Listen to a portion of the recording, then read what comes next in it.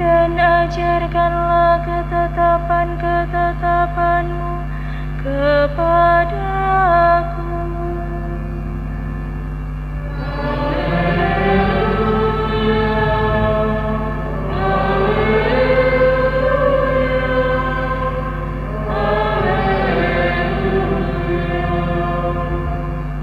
Tuhan sertamu.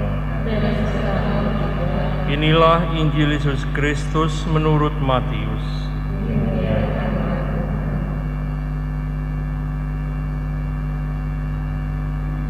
Sekali peristiwa, datanglah Petrus kepada Yesus dan berkata,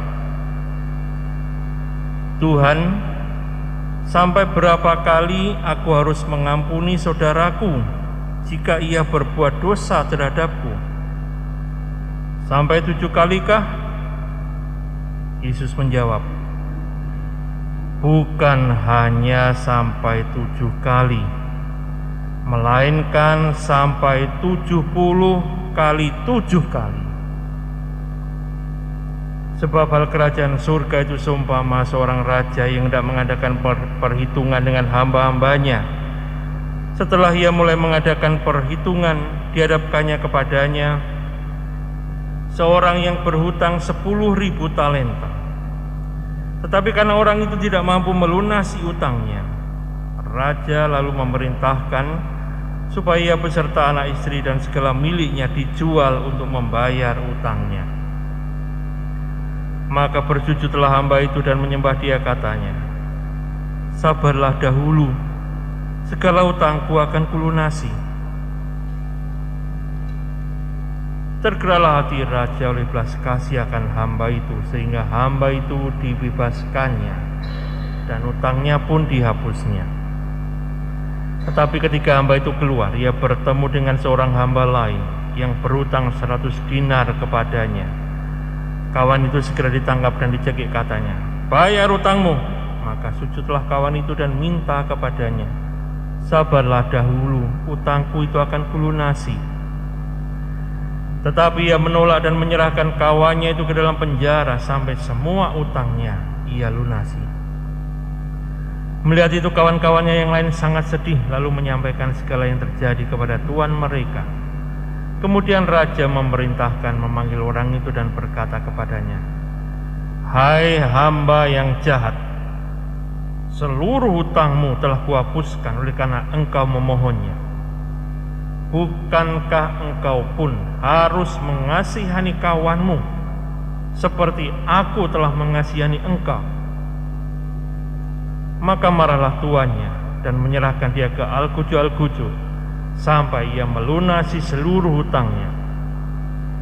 Demikian pula Bapakku di surga akan berbuat terhadapmu jika kalian tidak mengampuni saudaramu dengan segenap hatimu."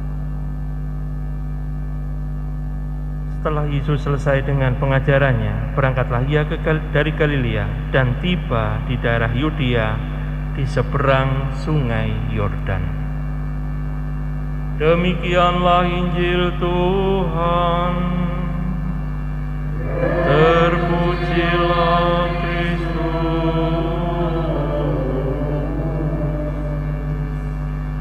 Saudara, kesalahan ataupun kejahatan melibatkan dua pihak, pelaku dan korban. Dan apa yang menjadi akibat dari kesalahan atau kejahatan adalah rasa sakit, khususnya sakit hati. Nah, berkenaan dengan sakit hati ini, maka ada upaya bagaimana sakit hati ini bisa disembuhkan. Yang pertama dengan mengampuni, yang kedua dengan membalas dendam, membalas sakit hati. Mengampuni bukan hal yang mudah, dan saat ini Yesus sedang mengajar kita mengapa kita seharusnya mengampuni, sekalipun itu bukan hal yang mudah. Karena mengampuni itu jika kita tidak mampu melakukannya, berarti kita memendam dendam, memendam beban yang hanya kita tanggung sendiri, sementara belum tentu orang lain menanggungnya juga. Yang kedua juga, tidak jarang bahwa kita sulit mengampuni karena masalah harga diri. Kalau saya mengampuni, maka harga diri saya turun. Artinya saya tidak lagi berharga di mata orang itu. Berkenaan dengan mengampuni ini, beberapa rabi Yahudi menganggap 3 kali pengampunan sebagai batas yang cukup untuk mengampuni seseorang atas pelanggaran yang sama, atas kesalahan yang sama. Jadi cukup 3 kali, selebihnya tidak ada pengampunan. Nah, jika pandangan ini menonjol dan banyak dipercaya oleh orang-orang di zaman Yesus, maka ketika Petrus menanyakan apakah saya harus mengampuni 7 kali, jadi ketika dia menanyakan apakah cukup 7 kali, itu merupakan sebuah sikap yang bagi Petrus sudah murah hati. Ya, sarannya rabi saja 3 kali, bagaimana kalau 7 kali? Dan ini pun Petrus juga sedang menekankan apa yang diajarkan Yesus pada Matius 6 ayat 12 sampai dengan 15 tentang berdoa Bapa kami, yang di dalamnya juga ada hal pengampunan. Namun tanggapan Yesus bukan 7 kali tetapi 70 kali 7 kali. Sebuah hiperbola. Hiperbola ini tidak dimaksudkan untuk membatasi pengampunan pada tingkat 70 kali 7 kejadian. Jadi bukan pada batas 70 kali 7 kali kejadian pengampunan, tetapi untuk mengungkapkan kesediaan tanpa batas dalam mengampuni seseorang. Dan mengapa istilah ini digunakan? Nah, peningkatan dari 7 pengampunan menjadi 70 kali 7 kali pengampunan mengingatkan kita, jika kita membaca kitab suci, mengingatkan kita pada tokoh Lamek. Tokoh Lamek ini adalah cucu atau buyutnya Kain. Jadi dalam silsilah Kain, si pendosa yang membunuh saudaranya Habel itu, ada tokoh Lamek. Dan memang keluarga ini, anak cucu turun temurunnya Kain ini, adalah keluarga yang dipenuhi dengan amoralitas, pembunuhan, dan pembalasan. Dalam Kejadian 4 ayat 24 dikatakan, Lamek menyombongkan diri, sebab jika Kain harus dibalaskan 7 kali lipat, maka Lamek 77 kali lipat. Sebuah perlawanan dari yang dikatakan Yesus.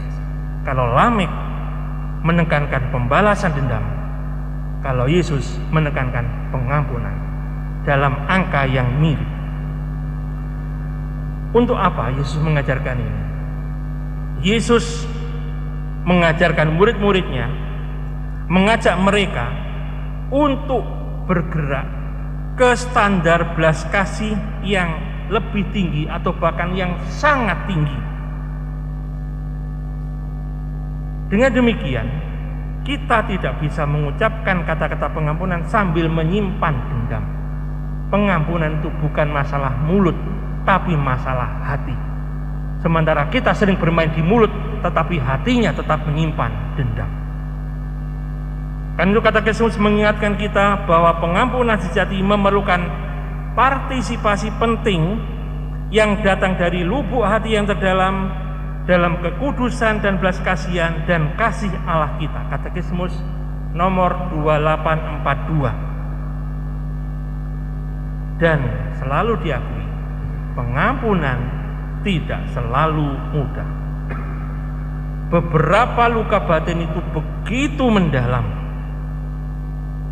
sehingga ini Katekismus 2843 mengajarkan lebih lanjut, tidak dalam kuasa kita untuk tidak merasakan atau melupakan suatu pelanggaran.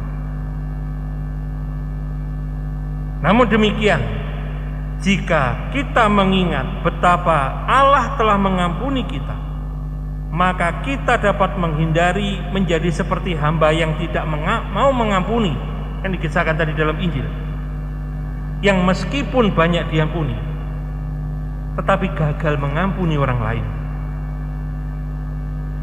Lalu apa yang bisa kita lakukan? Kita juga dapat berdoa untuk orang yang menyakiti kita, dan mencoba untuk melihat melampaui tindakan jahat yang mereka lakukan. Jadi melihat apa yang dibalik itu, untuk mempertimbangkan kemalangan, kesedihan mereka sendiri. Oleh karena itu, Katekismus 2843 juga menjelaskan, hati yang membuka diri bagi Roh Kudus dapat menjadikan luka ini suatu belas kasihan dan upaya membersihkan pikiran, karena dendam itu selalu melekat di pikiran. Dengan menjadikan kesalahan itu suatu syafaat, jadi kesalahan yang kita terima di orang lain justru menjadikan bagi kita bahan untuk doa permohonan. Dengan cara ini, murid Yesus dapat memaafkan musuhnya secara batin atau dari dalam hatinya. Saudara yang terkasih, sama seperti keturunan Kain menanggapi musuh-musuh mereka dengan pembalasan yang tidak terbatas, demikian pula orang-orang Kristiani, para pengikut Kristus, harus menanggapi kesalahan-kesalahan atau dosa-dosa yang dilakukan terhadap mereka dengan pengampunan yang tidak terbatas. Maka mari kita belajar untuk mengampuni jika kita mau menjadi murid Yesus yang sejati. Amin.